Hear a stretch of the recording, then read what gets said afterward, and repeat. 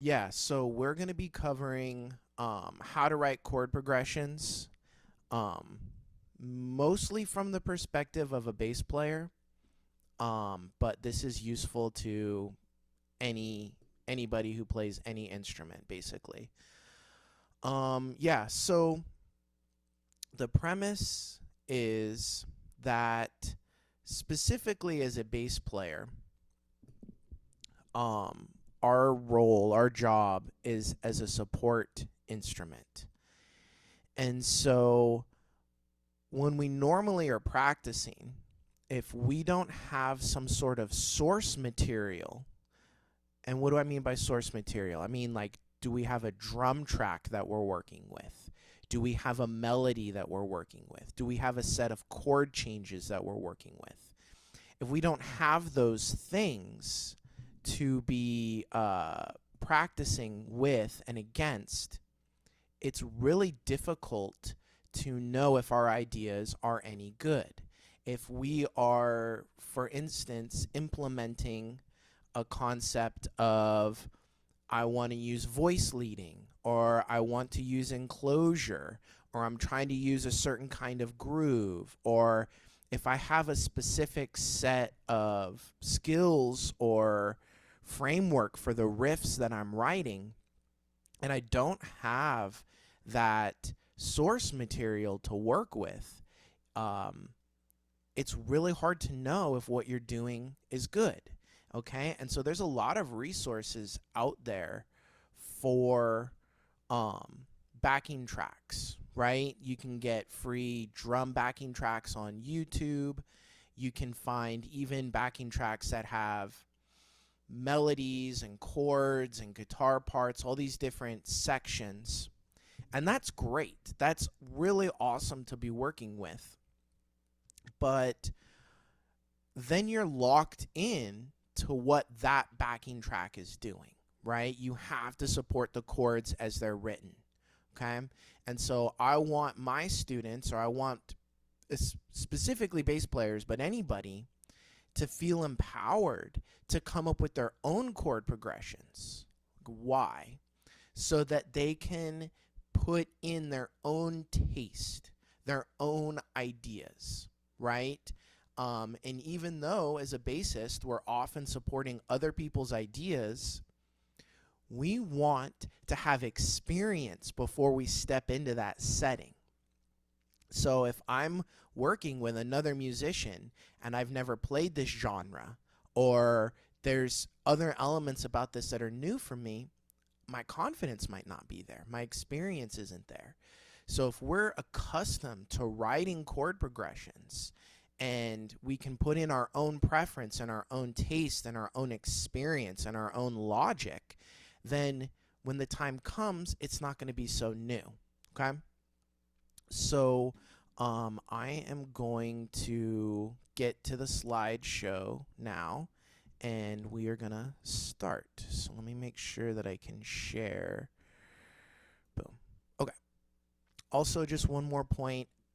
When I upload this video, there will also be a worksheet that you can download for free that will help you sort of gauge your retention of the ideas, right?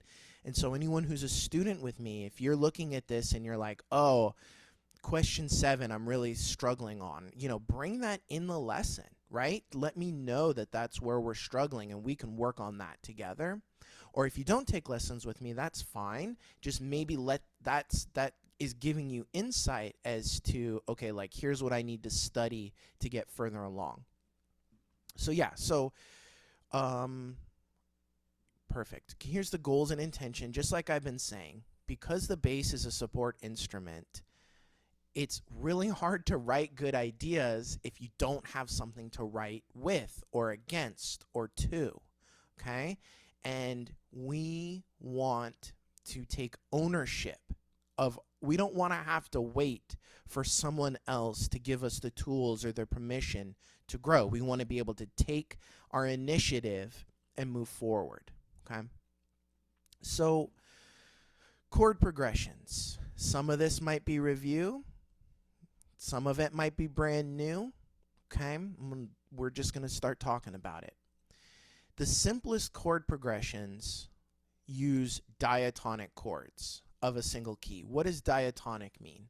All diatonic means is of a scale. Okay, so if you've got a scale and you're building the diatonic chords, only notes from that scale will be in those chords.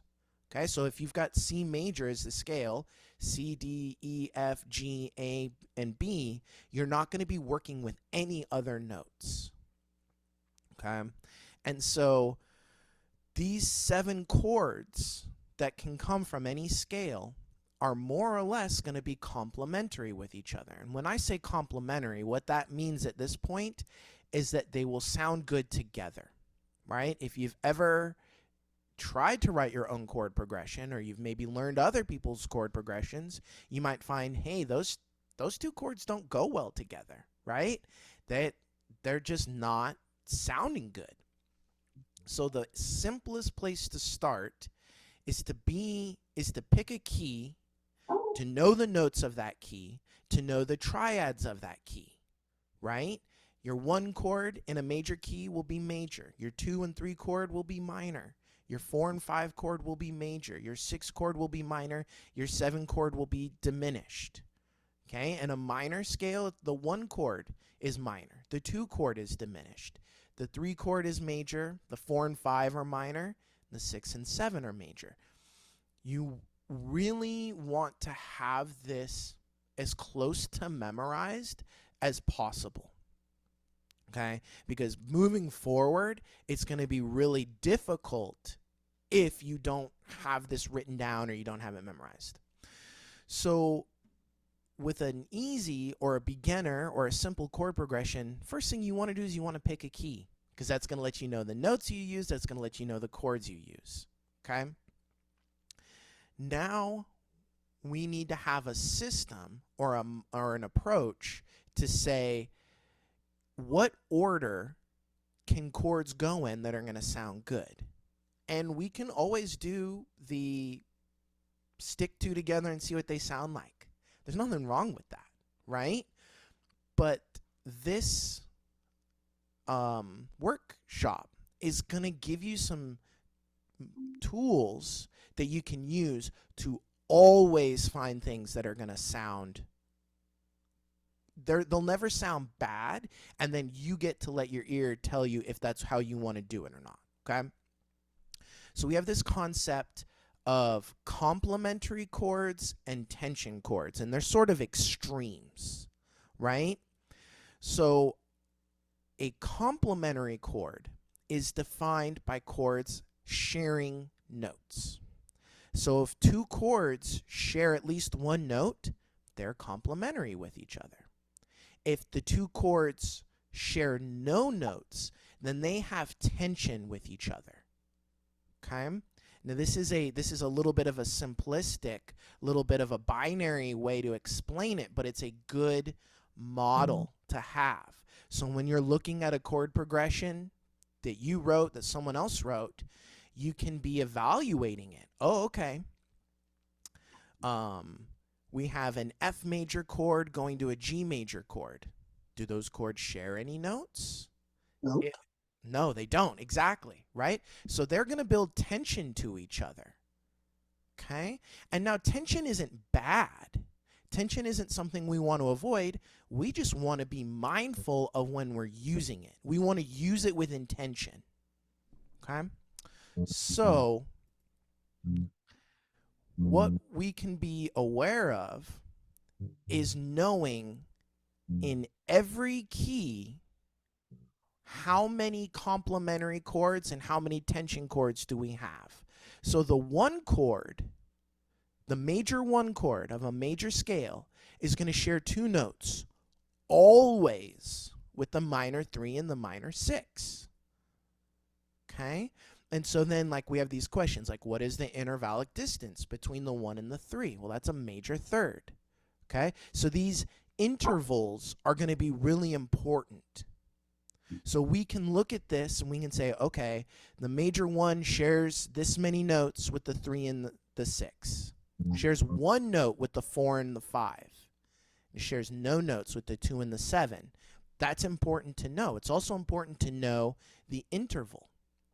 Okay? So if you have a different chord, like let's say you're working with the 3 chord, the minor 3 chord, and you want to know what chords are going to have 2 notes with it, well, it's the chords that are based on the interval of a third.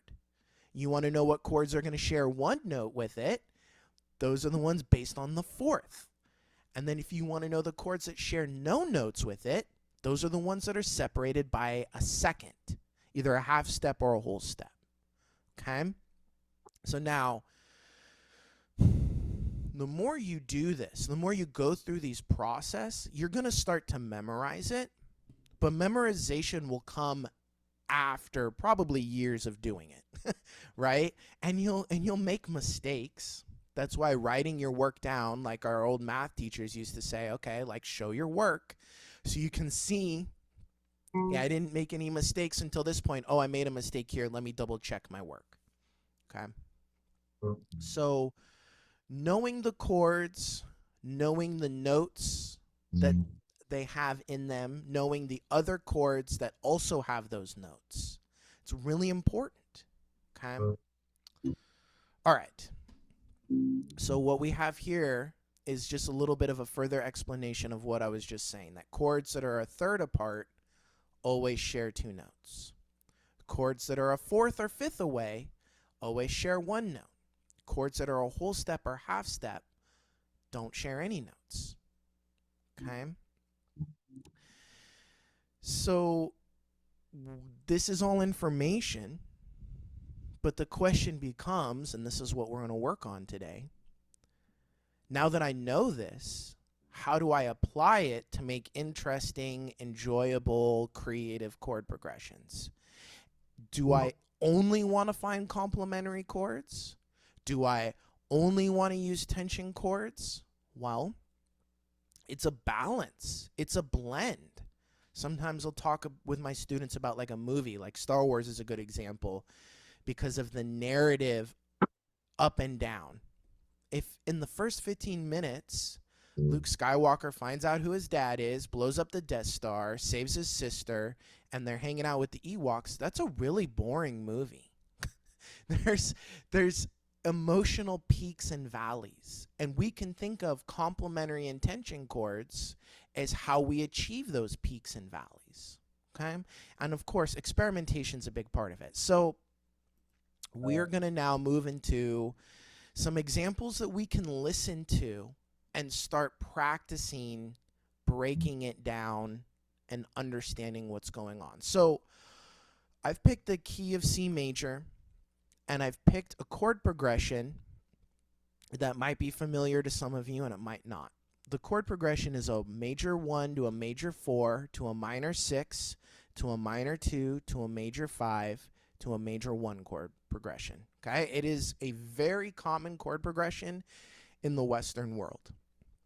Okay? Now, we want to listen to that. What we have is our 1-4-6-2-5 chord progression. And I want us to listen to it in the context of this key. Okay? It's because like a lot, if we just talk about these things, it becomes really academic, and then we don't have any like association of like, what does it sound like? Like, why do I care? How do I use this? So I'm just going to let it play a couple times through so that we can hear it. Okay?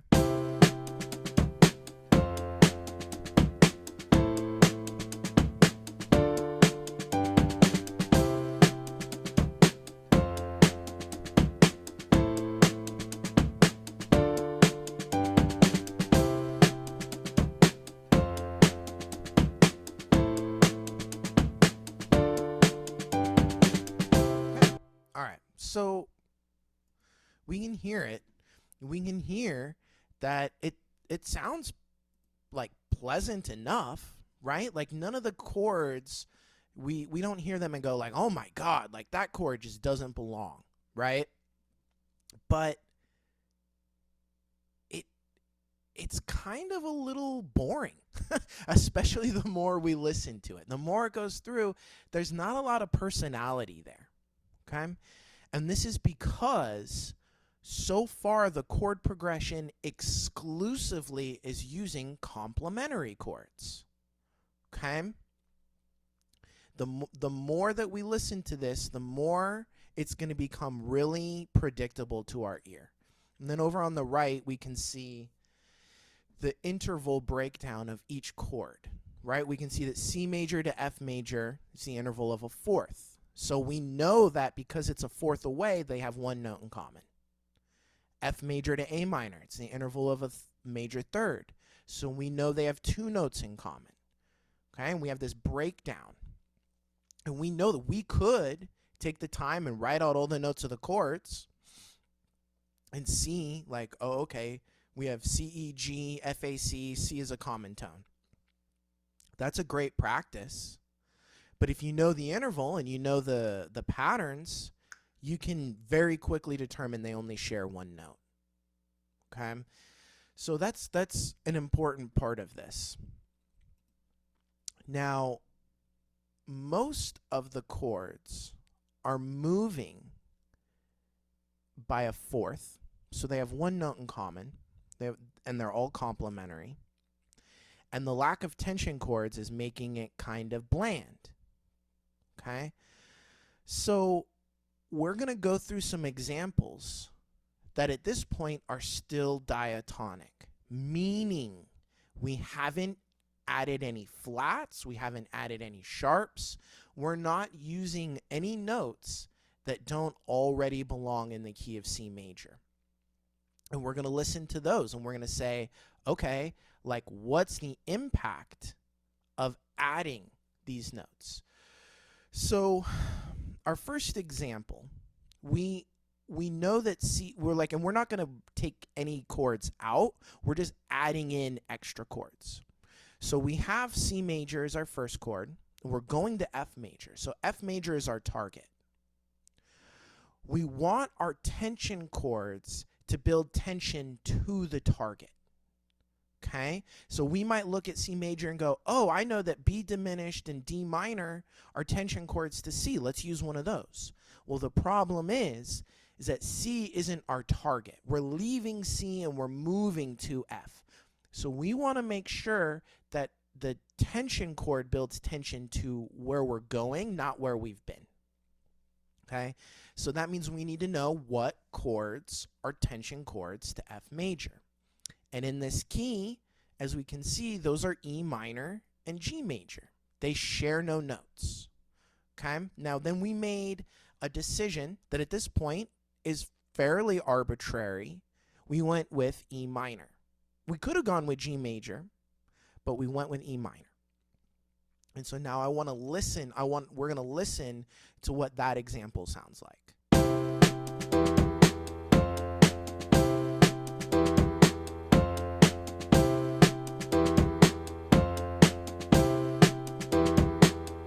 Okay? So we can hear in this example that, okay, the chords are changing a little bit faster. But beyond that, we can hear this emotional anticipation to the F. Okay? Or like, you know, if we want to think of it in the context of a narrative, here's a plot point. I'm introducing my characters at C major, and then the next scene is F major. Well, how am I going to get them there? How am I going to create some narrative movement or some emotional movement to get us there? We want to add in tension chords between all of the complementary chords. And then this is just something worth noticing in case anyone didn't notice. C major and E minor are complementary to each other. So that's an important pattern to be mindful of. Okay? Then we come down to, we have C major, we have E minor, we have F major, and our target chord is now A minor. So again, we want to determine what are the tension chords to A minor. Our options are G major and B diminished. Okay? Now, there's a reason why we're going to go with B diminished at this point. That's because G major would be a tension chord for both F and A. We could experiment with that. But in this scenario, we want our tension chords to only build tension to the target chord, not the chord where it just was. Okay? So you could say, all right, like that's going to lead to a certain example or a certain result. After this, I'm going to experiment with just making tension chords, right? A whole chord progression of nothing but tension. Hey, that's a great exercise, right? Okay, so anyways, let's now listen to what those four chords together sound like. We have C major, E minor, oh, I'm sorry, be five chords. F major, B diminished, A minor. We're going to listen to how much tension that has and like what the vibe is.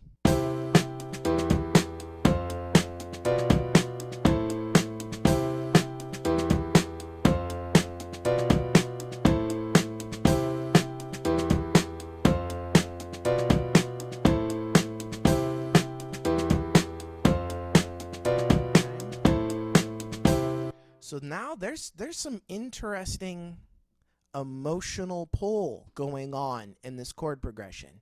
Is it perfect? Is it exactly what we want?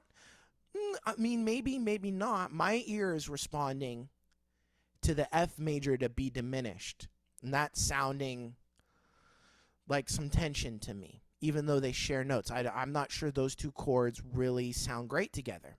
They might. Depends on the context, right? Okay.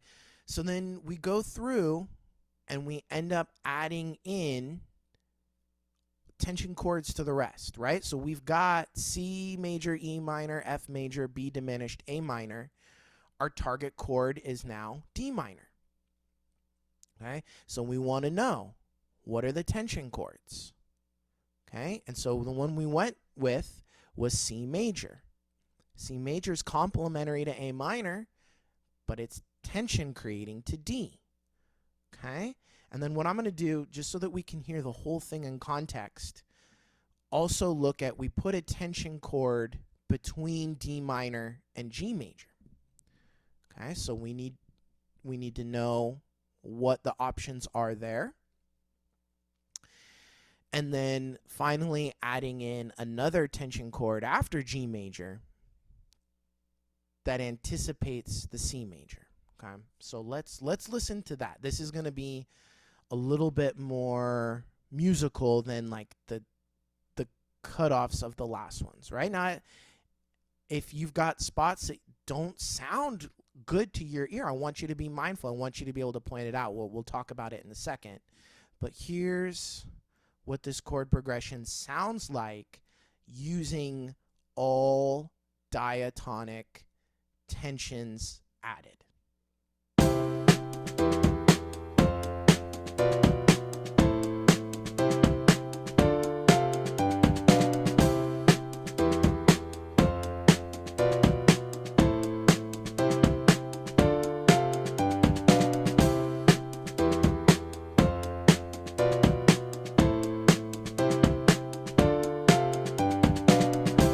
And just for context, let's go back and listen to the original now, right? And then we can, like, discern what tension chords we used that we actually like. Like, we don't have to keep all of these, right? This is like a very, it's like an exercise. We just wrote in these tension chords so that we could follow the pathway to get some other options. So here's the original chord progression without any of the tension chords.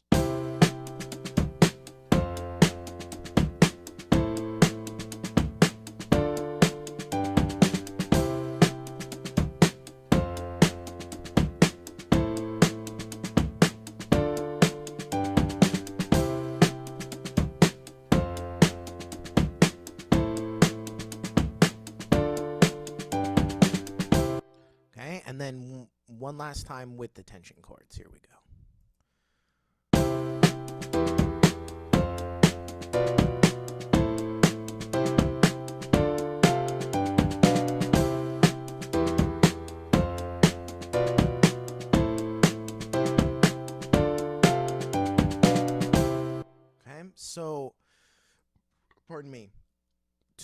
my ear, I wouldn't keep all of those tension chords. But there's some that we used that really added some expression, some interest, that took what we had and added some personality to it. Now we're gonna have some time for some input from everyone, like, so that we can think about like what is the end result, or what's something like what did we learn from that whole experience, right? So anyone, I'll call on people if we don't get some volunteers, right? Because I want you to participate. It's going to help in your retention. But what would have been different if our chord progression was moving in thirds instead of fourths? Anybody? Bueller? Okay, I'm going to start calling on people, okay? Can you All guys right. hear me? Yes. All right, my mic was way too far away. Is it you share two notes between each of the chords when you're going by thirds, so they're a lot more complementary to each other as you pass through? Right. So you're on the right progression.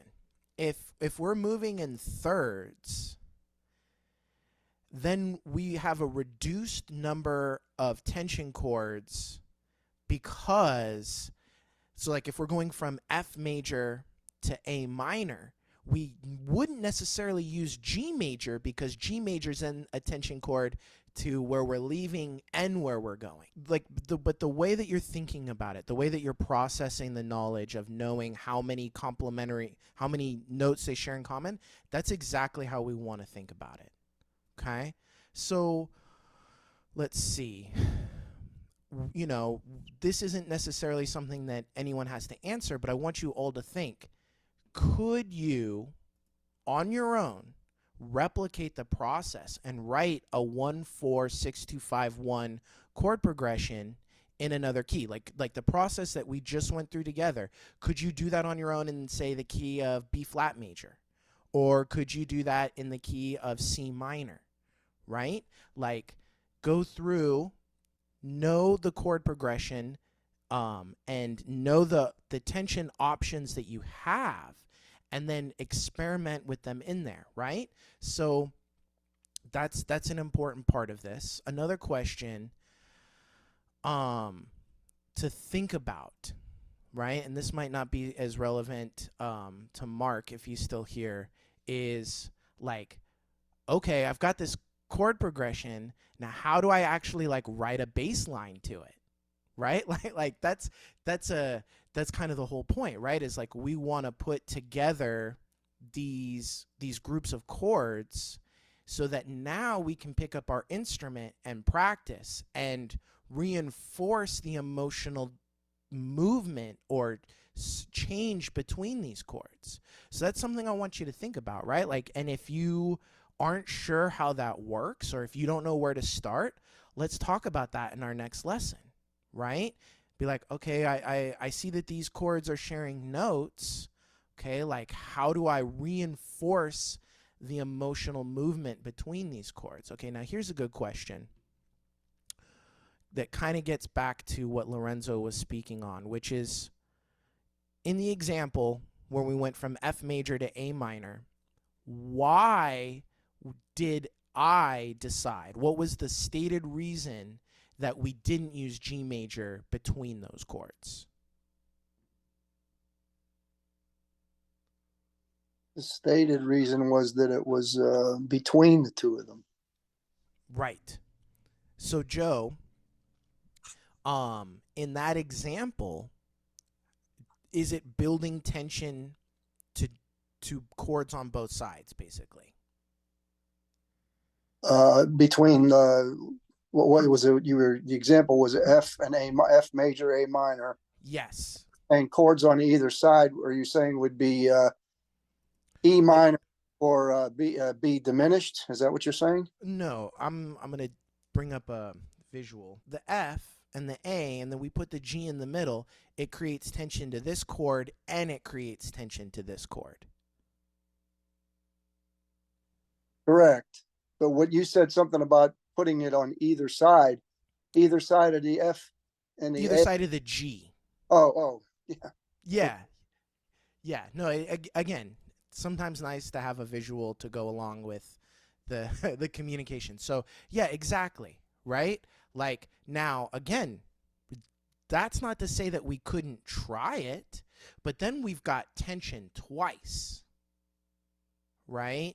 And so we might have to make some further adjustments, or that might be perfect for what we're doing. Maybe there's a crescendo that we're building towards on this A minor. And if we use tension and then we arrive, that might be perfect for a certain situation, right? Okay. Thank you. Thank you all for engaging. I know that's sometimes hard. Okay. So now we're going to get into some really advanced stuff.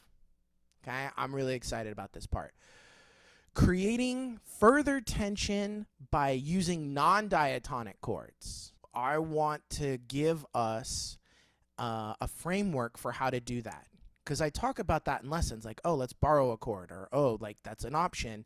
And it's sometimes like, well, how do I do that, right? How do I do that? How do I know when to do that? Okay, so, yes. We are going to be changing out every tension chord from the previous example. Okay? So instead of using E minor, we're now going to use E diminished. Instead of B diminished, we're going to use B flat minor. Instead of, what did we use after the A? So we'll go through the example and a rationale, or like here's where it came from, or here's how we use it in each one. Okay? So going from C major to F major, we've added the E diminished. Okay? Now the E diminished is borrowed from the key of F major. And we know this because diminished chords, there's only one per key. Okay? So if you know what the diminished chord is, you just go up a half step. You're at the key that it comes from. Okay? Now, this is interesting. We want to compare what are the notes of E diminished versus E minor. Well, E diminished has E, G, and B flat, whereas E minor had E, G, and B. So it's only different by one note. Okay? Pardon me. So when we're borrowing chords from other keys, we want there to be as much similarity as possible. Okay? Only one note changed, and then that one note that changed really solidified us into the key that it's coming from, that B flat, right? Okay, so let me see. I'm going to pull up the audio example and we can listen to that.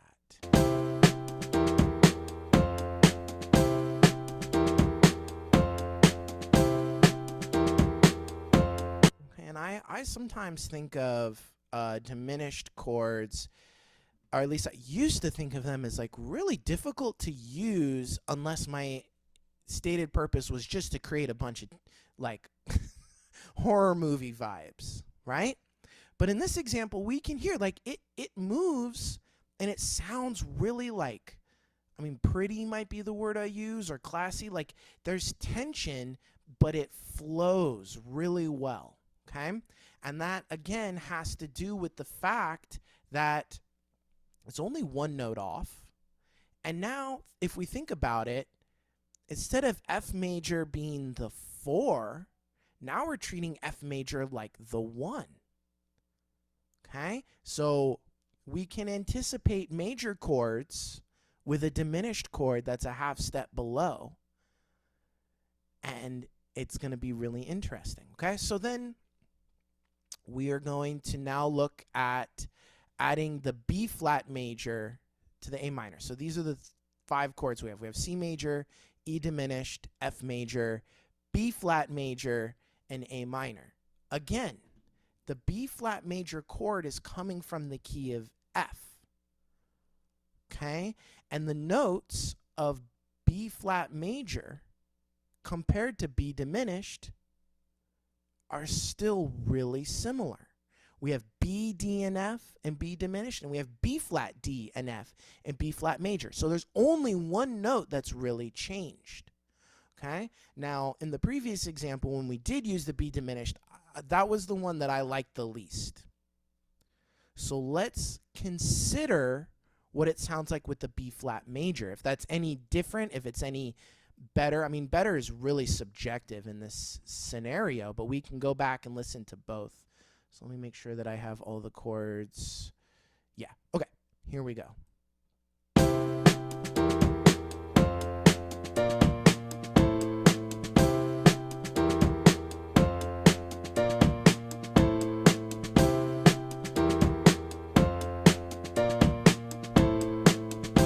So that B flat major has a really bright sound leading to A minor. Let's listen to what it was like with that B diminished, and we'll really hear the difference there. It'll really be striking. Yeah, just, it's got tension, all right, just not the kind of tension I want. Right? So that B flat major, in my opinion, sounds great in that context, right? And this is one of the first times where the tension chord is resolving down to our target chord instead of resolving up to our target chord. So that's of note, of interest as well, okay? So now we're looking at adding E flat major. Wait, did I explain the E flat? Oh. It looks like in my slide I forgot to justify the E flat major. All right, well that's a little disappointing on my behalf. I apologize. So the E flat major is resolving in a similar way that the A flat major and C sharp major are. So I'm going to focus on them because I have those parts written out.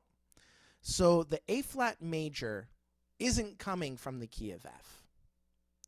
The way we're going to describe why it works has less to do with it coming from a nearby key.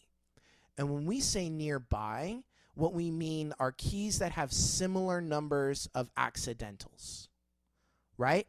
If C has 0 accidentals, the nearby keys are the ones that have 1 sharp or 1 flat. You could even go as far as 2 sharps or 2 flats. Okay, those are the keys that are nearby in the circle or cycle of fifths. Okay, now with these last 3, I'm calling them substitutions. There is a more complicated jazz term that we associate with this that for now is less relevant. What I want you to think about is the individual notes of A flat major compared to the individual notes of G major, because A flat major is resolving to G major. And we can see that A flat major, each of the individual notes of that chord are a half step away from the individual notes of G major. Right? G, B, D, half step near G is A flat. Half step near the B is the C. Yep, and then the half step near D is E flat. The root of both of those chords, half step away. Third, half step away. Fifth, half step away. Okay? So when we have half step relationships like that, we call those leading tones. So these 2 chords, the reason that they're going to sound good or potentially good is because every single ingredient of each chord is a half step away from the next chord. Okay, so there's a very strong pull. Okay, so let's listen to that. We're going to listen to the whole chord progression with these non-diatonic tension chords.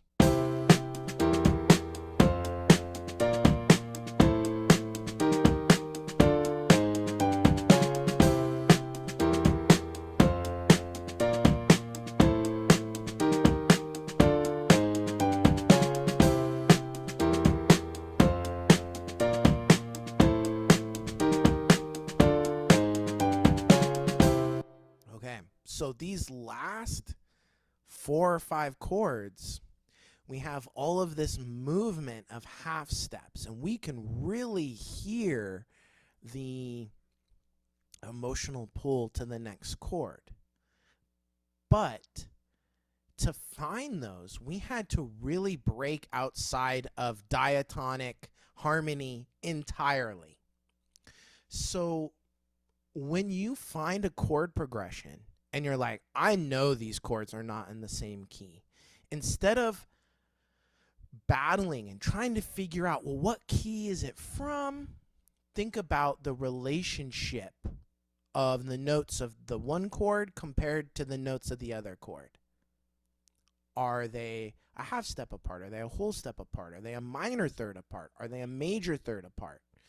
Those relationships, because the ear really likes short intervals. So you can really make the ear doesn't go, oh, that's not in the key of C, therefore this sucks. It doesn't respond that way, right? It's like, oh, like there's this interesting tension and release that's created. Okay? And so having access to these tools as in writing chord progressions, you are going to write stuff that the diatonic chord brigade is not going to have access to. And so we can talk a little bit more about that if we don't have maybe like questions or comments. But like, if you haven't yet, someday you will have an opportunity to work with a composer and their chord progressions are really simple. Simple's not bad. But you might get to the point minute 3, minute 4, minute 5 where you're like, I'm just repeating myself. I don't know what to play. I don't know how to keep it interesting for myself. And if you're not interested, chances are the listener's not interested either. Well, we can use some of these tension chords and we can add them in, right? Our first example, almost all the chords had 4 beats. And then we started adding tension chords to every 2 beats. Okay? Now, if our lines, our licks, our riffs, whatever you want to call them, are outlining these tension chords, it's going to create the emotional push and pull that a composer is looking for, and they just might not have the skill set yet to know how to do that. And that's okay. Right? We all are at the skill set we're at. We're all learning. I'm learning. I learn new things all the time. Right? So it's not about putting them down. It's about I'm interpreting what this person's trying to create in their music. Their skill got them this far, and my skill is just taking them 1 or 2 steps further. That is going to really help us get hired, get called, get invited to the jams, and playing with other people. So I want to open up the last couple minutes or so and see what impression all of this made. Did we hear the tension chords I added and think, man, those suck, Ross, I hate all of that? Or did we go, okay, I see the potential, but there's a gap in my knowledge and I need to up my knowledge? Or when you point it out, I can understand it, but I'm not sure that I can make those choices on my own. All of that's worthwhile, right? That's just going to all help everyone process where they're at. So we're going to go through, we're going to start with Dwayne, and you can, if you have something else you want to comment on, this is a good space for that. If not, you can answer one of those prompts I just mentioned.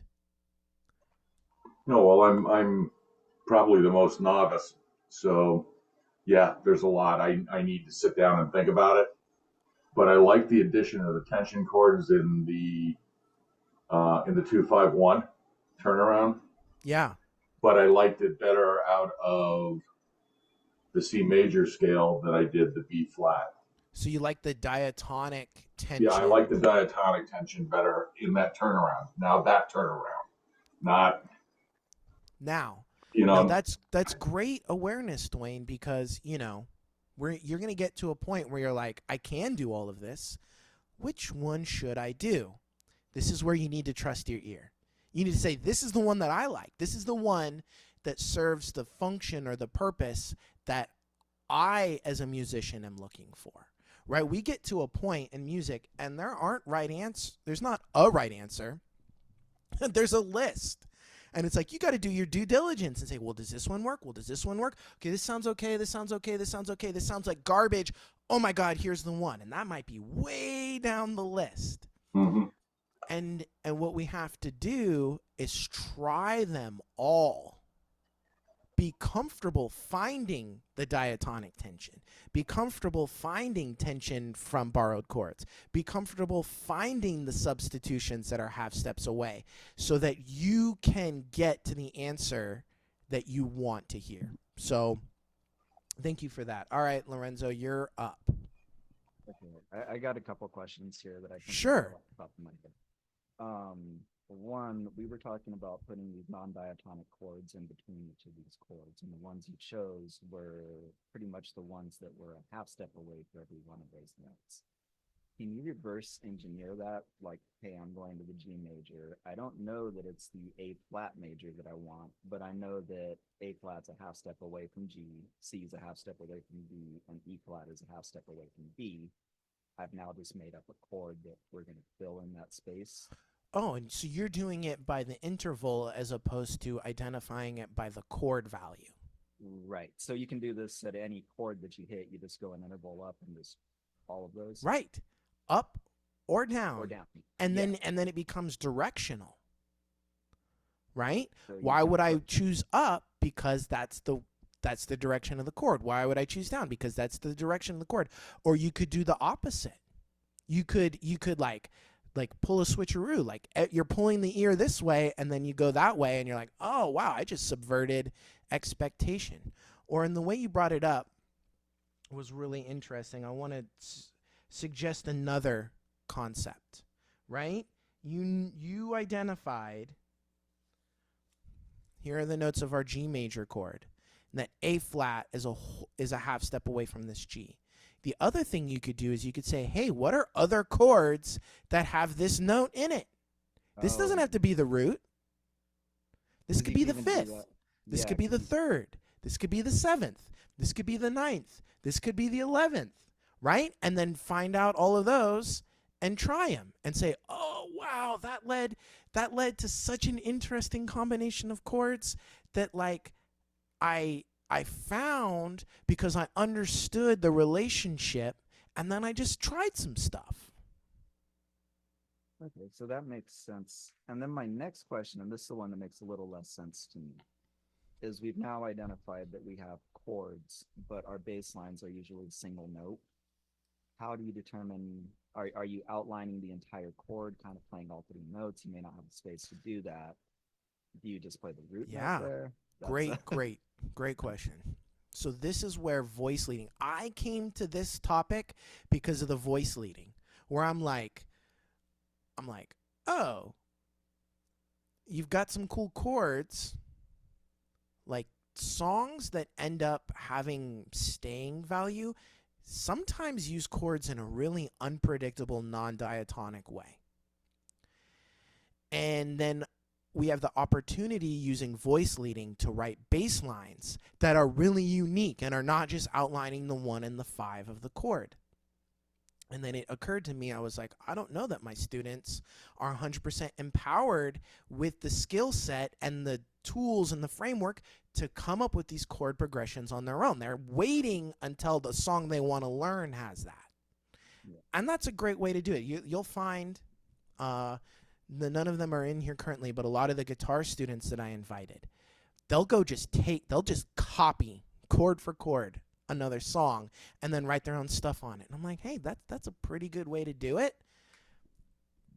But it also circumnavigates a step of understanding why these chords are used and why they're having the impact that they're having. Right? And so think about, we didn't spend a lot of time on it, but we outlined, okay, I need to know how far the roots of these chords are in interval. I need to know how far the root of this chord is to the third of that chord, to the fifth of that chord. We didn't even talk about 7 chords or chords with extensions, right? Imagine about how many more options open up when you start using 7 chords or 9 chords. Or what if we're using suspended chords? There is no third. Oh my God, right? Like it's Pandora's box, just more and more options. The matrix just, what is that? The golden ratio. There's just so many potential options, right? So the best way to think about this, if you're unsure and you're on a gig and you don't want to sound bad, yeah, outline the chord, play the root. If you've got time, right? Because all of this, none of this was like, okay, now go write your hit and I'll call Shania Twain and let her know that we got one in the can. These are exercises. I want you to be writing chord progressions and then writing bass lines along with them. Because in my experience, both as a player but also as a teacher, this is what bass players do. I am going to experiment and I'm going to write a riff.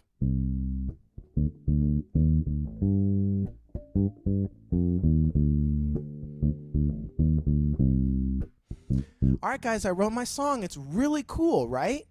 All right, well, what's the chord progression? It's in C minor the whole time.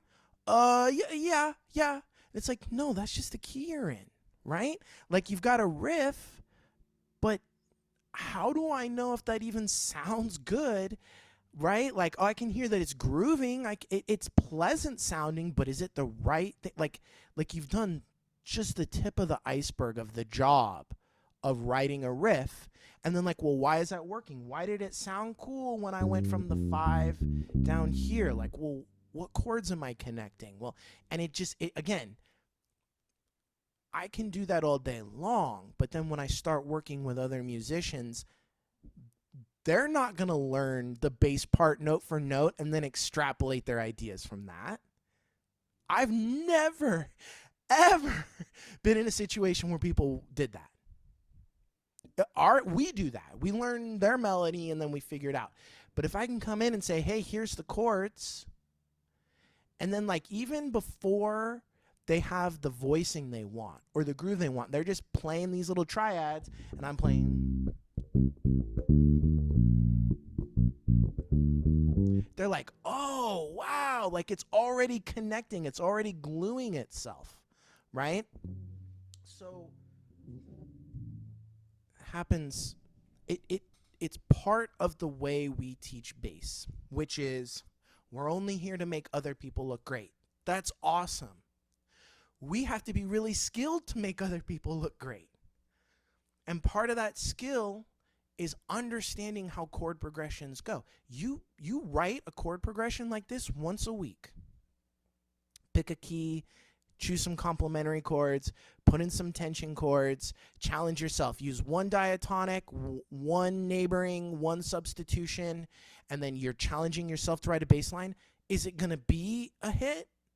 No. But you are going to get so accustomed to identifying, analyzing, dissecting the information necessary to actually write a bass line. Now, when you're presented with one of the backing tracks I make, or a band member who writes something, or or you come across a song and there is no bass line, you've got to write it. You're like, I already know my first 10 orders of operation on how to get this done, and then the rest is trying it, listening back to it. Do I like it? Cool, keep it. Do I hate it? Cool, now I know not to do that. Let's try something else. So that was a long-winded answer, as I'm prone to do.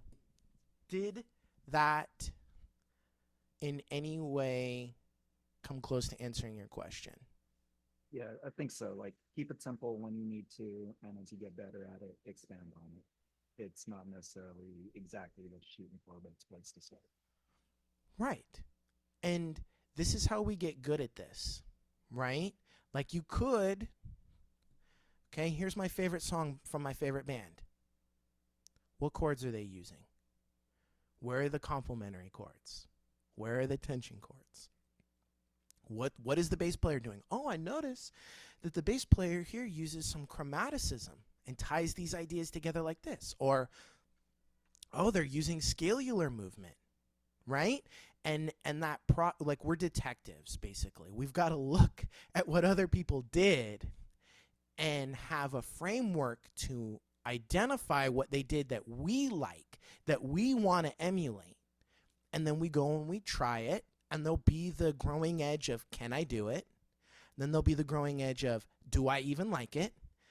And then if the answer is no, then you start over again. And you just keep doing that, and before you know it, you'll be able to do that in one take.